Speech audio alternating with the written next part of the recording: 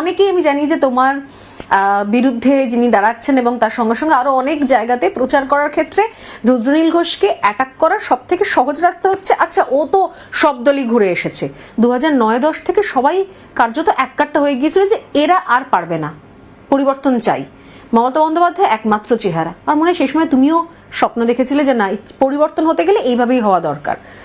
অতএব সেখান থেকে তাহলে তৃণমূলে আসা, সেখানে সে কি এমন হলো? কারণ শুধু দল এ দল ও দল করেছে এটা কি আসল, নাকি এর নেপথ্যে কোন কোন জিনিসগুলো সহ্য করতে পারেনি রুদ্রনীল ঘোষ, কোনগুলোর জন্য প্রতিবাদ করতে বাধ্য হয়েছিল, সেইটা আসল কোনটা? এগুলো কমন পিপলই যে এই দল ও দল নিয়ে হ্যান ত্যান কথাবার্তা বলে।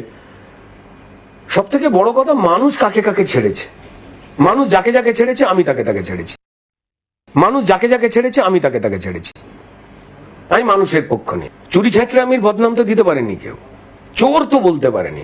পৃথিবীর সব থেকে খারাপ এবং নোংরা ভাষাটা হচ্ছে চোর, যে ক্ষমতা ব্যবহার করে চুরি। সেটা তৃণমূলে আর কয়েকদিন থেকে গেলে লোকে বলতে শুরু করতো। না না, তৃণমূলে থেকে যাওয়ার বলতে শুরু করার নয়, যারা রয়েছেন তারা চোর ট্যাগটাকে নিয়ে ব্যক্তিগত সম্পত্তি বাড়াচ্ছেন এখনো। তাদের কাছে সম্পত্তি বাড়ানোটাই মূল লক্ষ্য।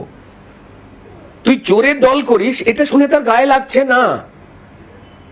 সে ঠিক আছে, কাল পরশু জেলে যাব, কি আছে, উকিল আছে, 6 মাস পর হয়তো জামিন পাবো, ভেবে নিয়েছে।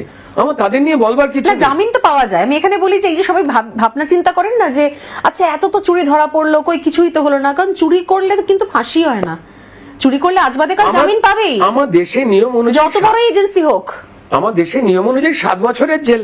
একদম। যারা হিন্দুত্বকে অস্বীকার করে, এটাকে সেকুলারিজম বলে মিথ্যে প্রচার করে, তারা এটাকে সেটিং ফেটিং বলে অনেক রকম গুলিয়ে দেওয়ার চেষ্টা করে। তো যাই হোক, ঈশ্বর তাদের, ভগবান লেনিন তাদের মঙ্গল করুন। এবার যে রাজনৈতিক দল মানুষের হয়ে কথা বলছে, খুব স্বাভাবিক তুমি তাকে বিশ্বাস করবে, তার রাস্তায় হাঁটবে। এবার সে যদি তার সিলেবাস চেঞ্জ করে মানুষকে দোষ দেওয়া শুরু করে, মানুষকে গিনিপিগ ভাবা শুরু করে, নিজেদের অহংকার পোষণ করা শুরু করে, তার সঙ্গ যদি মানুষ ছাড়ে এবং সেখান থেকে যদি আমি বেরোতে চাই, এটা অপরাধের নাকি যে মানুষকে ঠকাচ্ছে? তাহলে কি মানুষ ধান্দাবাজ নাকি? সিম্পল।